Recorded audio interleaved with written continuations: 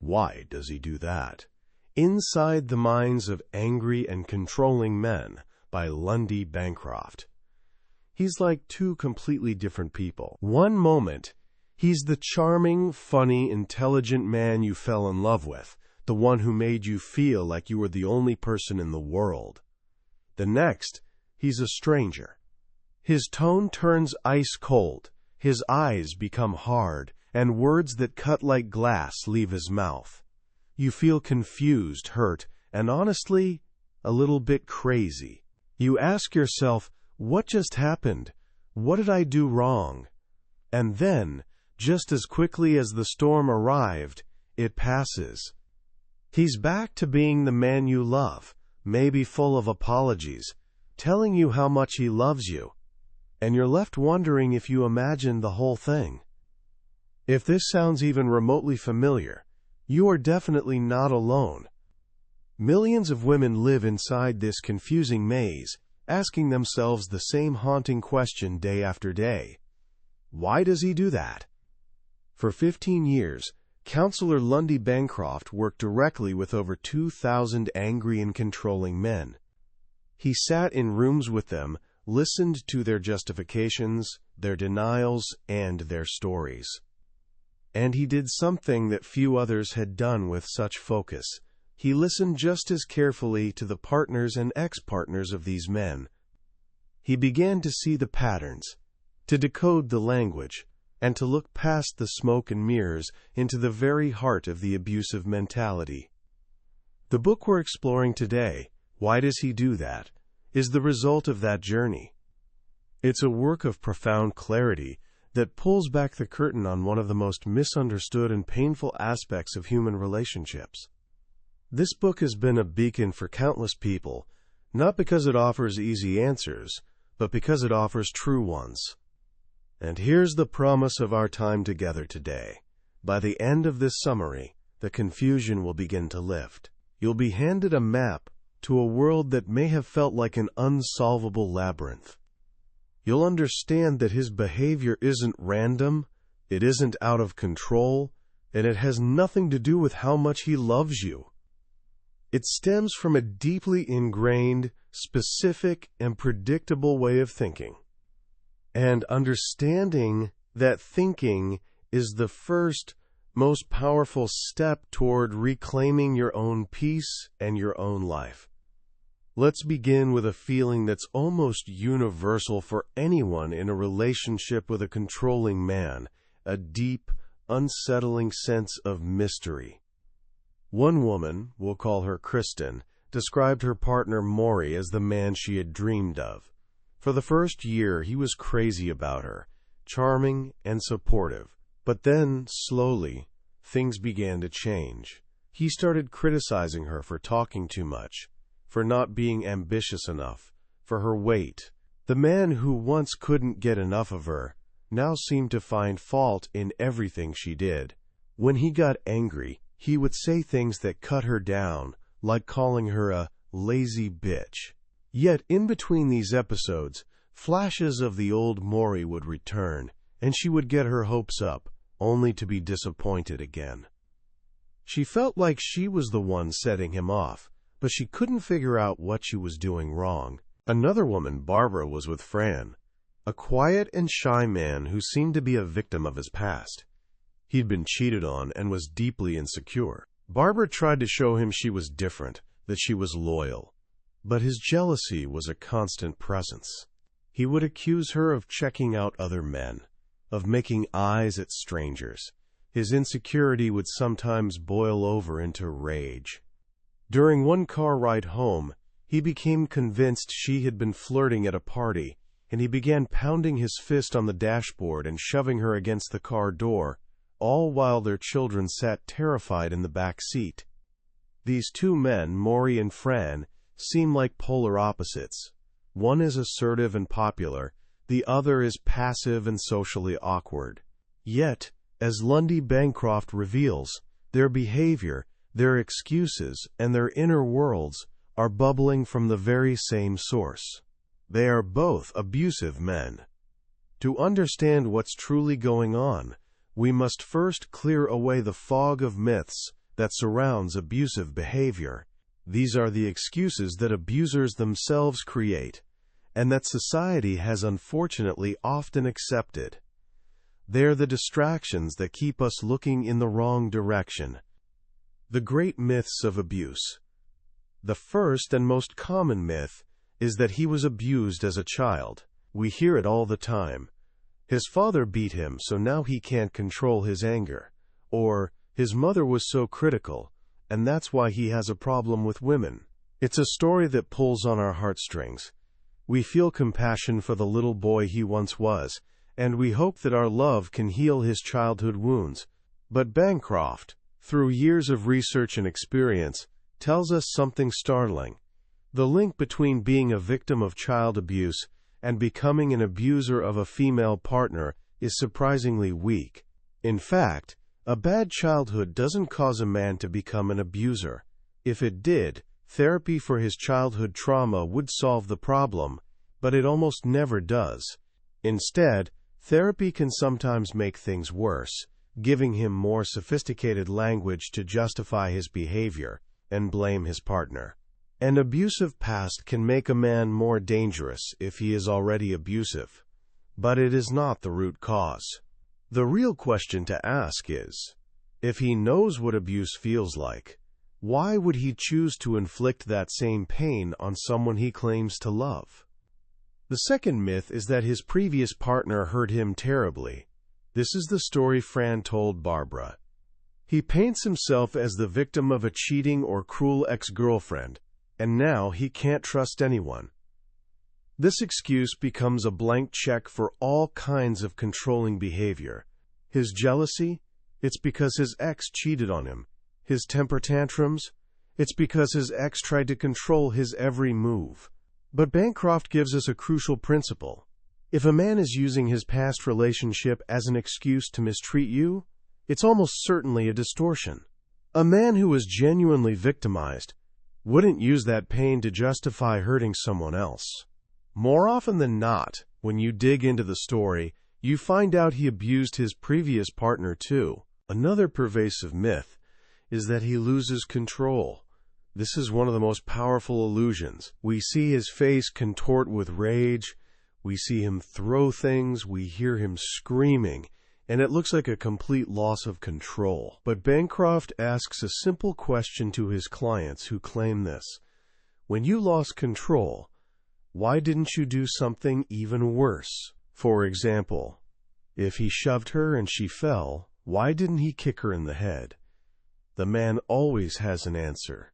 I wouldn't want to seriously injure her, or I was afraid the neighbors would hear, or the kids were watching. These answers reveal a stunning truth. Even in his rage, he is making choices. His mind is still working. He is aware of the consequences. He may smash her belongings, but rarely his own. He may hit her where the bruises won't show. He calms down instantly the moment the police arrive at the door. This is not a loss of control. It is a terrifying display of it. He is not out of control. He is taking control of his partner by creating fear. He gives himself permission to explode, but he never forgets where the limits are. Then there's the myth that he's just too angry, or that he needs anger management. This confuses cause and effect.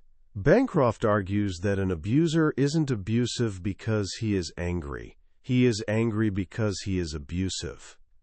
His underlying attitudes, his sense of entitlement, and his belief that his partner should cater to his every need are what produce the constant fury. Teaching him to punch a pillow won't change his belief that his wife has no right to disagree with him. The problem isn't his anger, it's his problem with her anger. An abuser believes that the privilege of rage is reserved for him alone. When she gets angry, he sees it as an unacceptable challenge to his authority. Many women also cling to the hope that he has low self-esteem. It feels intuitive. If he felt better about himself, he wouldn't need to tear others down. So the abused woman pours her energy into building him up, praising him and stroking his ego, hoping to prevent the next explosion. But this strategy almost always backfires. An abusive man's problem isn't low self-esteem, it's an inflated sense of entitlement. The more positive attention he receives, the more he demands. He doesn't feel inferior, he feels superior, and he gets angry when the world, and especially his partner, fails to treat him with the deference he believes he deserves. Finally, and perhaps most importantly, is the myth that alcohol or drugs make him abusive. This is the go-to excuse for countless abusers, and the one that many families desperately want to believe.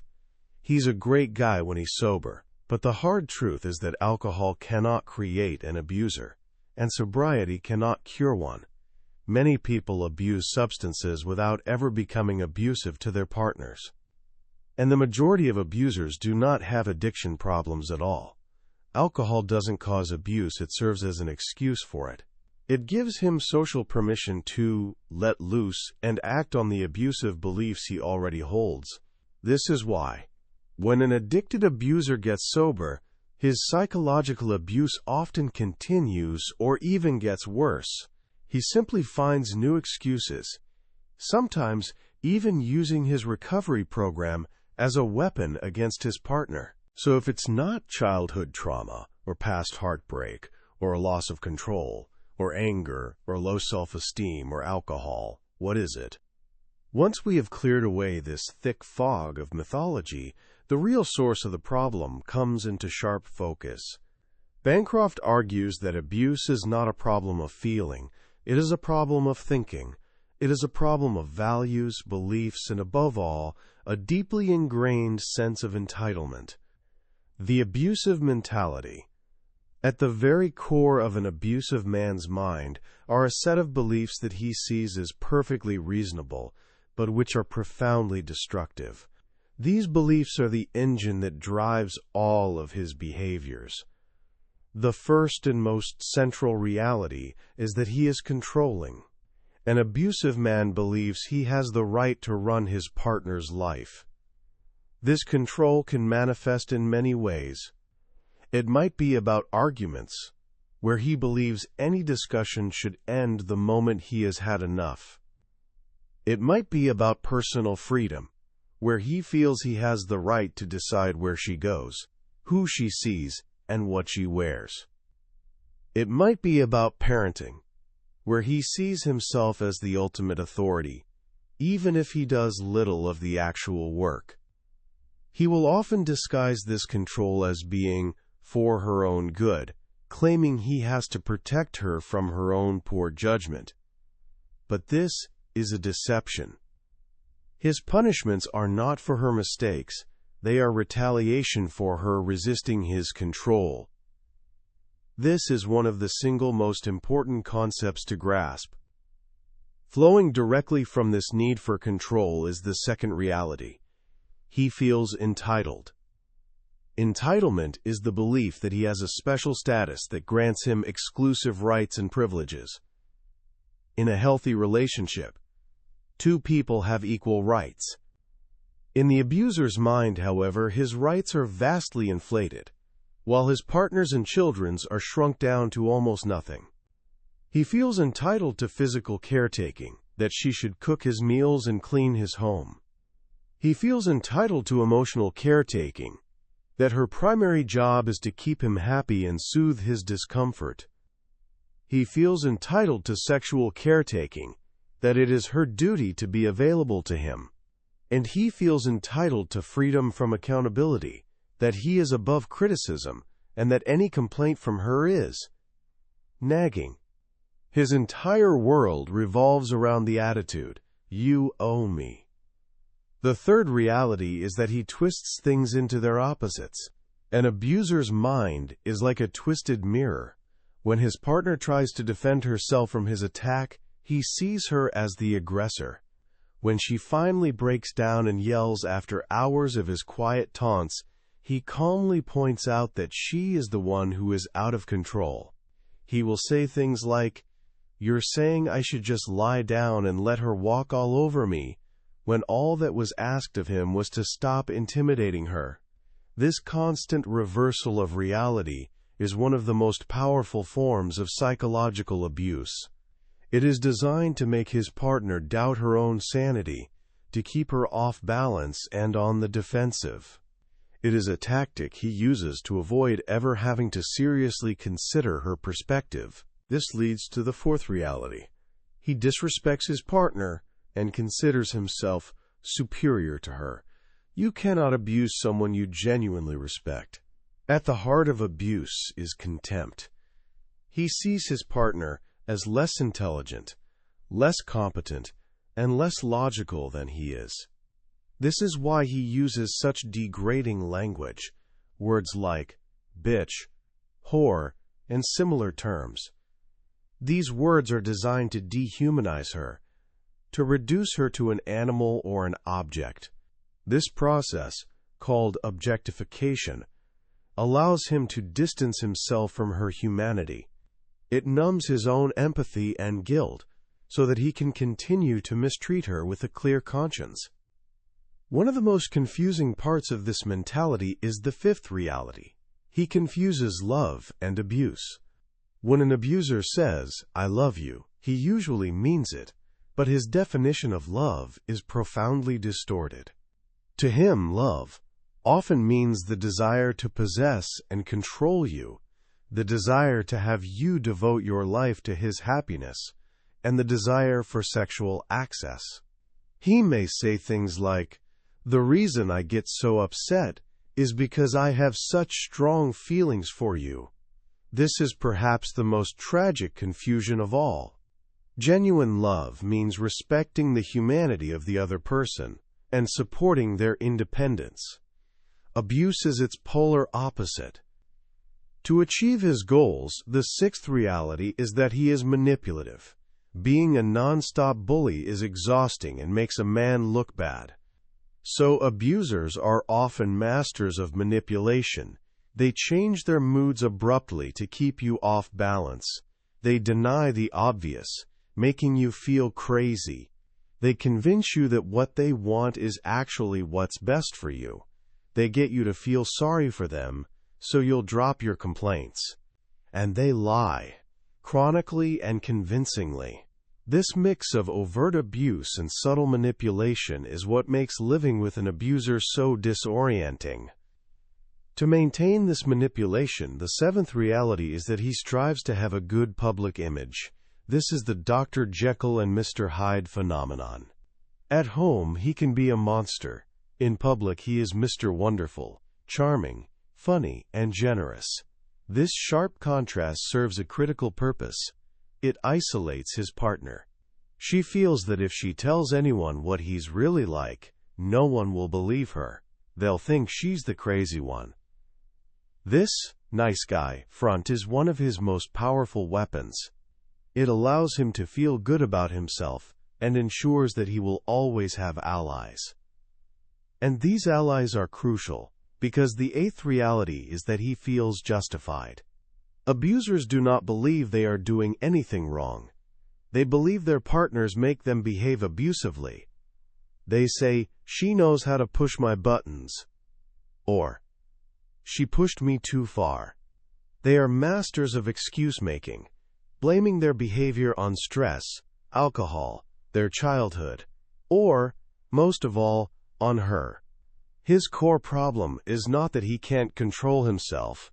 It's that he believes he is justified in controlling her. This is why the ninth reality is that abusers deny and minimize their abuse. If an abuser is accused of his behavior, his first instinct is to deny it ever happened or to claim it wasn't as bad as she says. "I didn't punch her, I just slapped her. I didn't threaten her, I was just trying to make a point." This constant denial can make a woman feel like she is losing her mind. He knows what he did, but by denying it with absolute certainty, he makes her question her own reality. All of these realities spring from one final, foundational belief. Abusers are possessive. On some deep level, an abuser feels that he owns you. This is why abuse tends to get worse as a relationship becomes more serious. He begins to think of you as a prized object, not a person.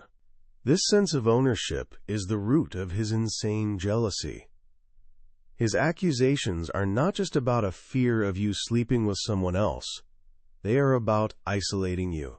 He doesn't want you to have friendships or sources of strength that could give you the independence to escape his control. The word to remember is ownership. Many of his baffling behaviors begin to make a chilling kind of sense once you see them through this lens. The many faces of an abuser. While this core mentality is consistent, it can wear many different masks.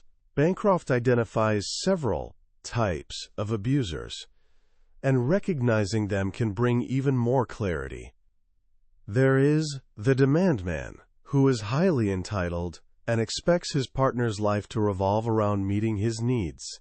He is constantly criticizing her for things she should have done for him, and he becomes enraged at the slightest inconvenience. Nothing is ever good enough. There is Mr. Right, who considers himself the ultimate authority on every subject. He speaks with absolute certainty and treats his partner like a student who needs to be educated. He turns every disagreement into a clash between intelligence and stupidity, and he ridicules her perspective to avoid dealing with it. A more subtle type is the water torturer. He can be psychologically devastating without ever raising his voice.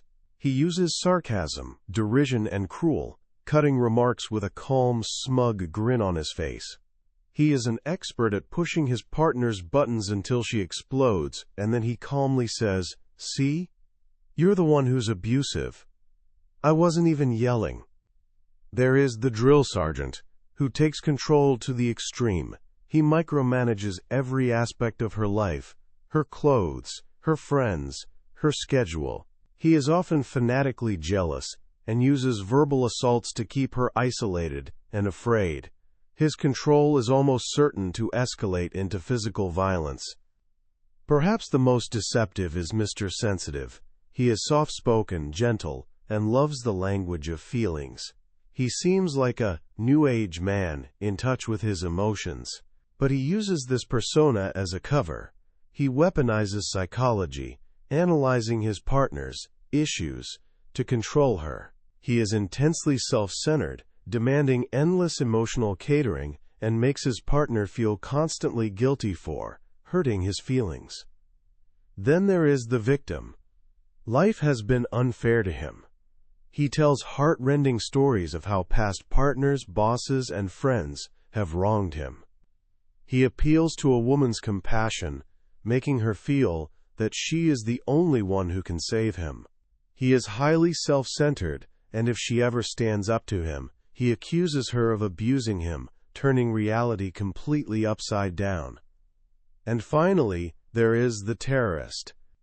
This man is not just controlling, he seems to get a sadistic enjoyment out of causing pain and fear. He uses veiled threats, bizarre behaviors, and psychological warfare to keep his partner paralyzed. He may never hit her, but he makes it clear that he could. He is the most dangerous of all. A man can be a mix of these types, or he can change his style from day to day, which is part of what makes him so unpredictable. How the abuse unfolds. Understanding this mentality helps us see how abuse begins and grows. Nearly every abusive relationship starts with a Garden of Eden phase. For the first few months, he is dazzling. He makes you feel incredibly special. He's not planning to be abusive later. He's dreaming of a perfect future where you cater to his every need without complaint. The abuse begins when reality fails to live up to his entitled fantasy. This is why Bancroft provides a list of early warning signs for women to watch for in a new relationship. Does he speak disrespectfully about his ex-partners? Is he controlling, even in subtle ways? Is he possessive and jealous? Does he get serious about the relationship too quickly? Does he intimidate you when he's angry, even by punching a wall? These are not just quirks. They are red flags that a pattern of control is taking root. This pattern often follows a cycle. There's a tension-building phase, where he becomes irritable and critical, nursing his grievances. Then comes the eruption, the explosion of verbal or physical assault. Afterwards, there is often a hearts and flowers stage, where he is regretful and charming, promising it will never happen again. This cycle is what creates traumatic bonding, a powerful psychological process where the victim becomes emotionally dependent on the abuser. The intermittent kindness creates a flood of relief and gratitude, making it incredibly difficult to leave. The good periods are not a break from the abuse, they are a critical part of the pattern that keeps the victim hooked. The abuser's mentality also profoundly shapes his approach to sex and fatherhood. Sex often becomes another arena for control and entitlement. For some, it is about domination and degradation. For others, it's a performance to prove what a great lover they are.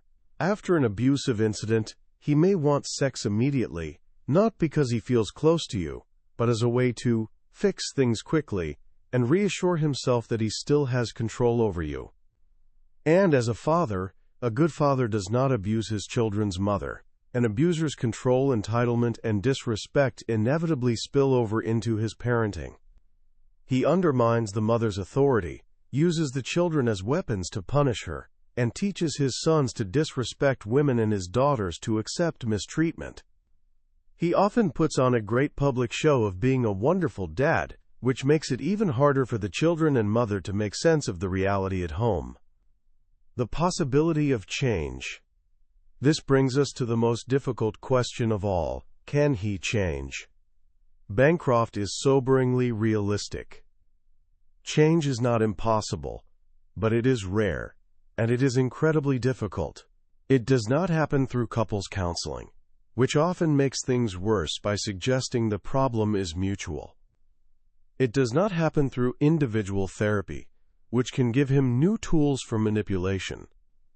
An abuser changes only when he is forced to, when he is faced with consequences he cannot escape, such as his partner leaving him for good, or the legal system holding him accountable. For change to be real, it must be a deep and painstaking process of deconstructing his entire belief system.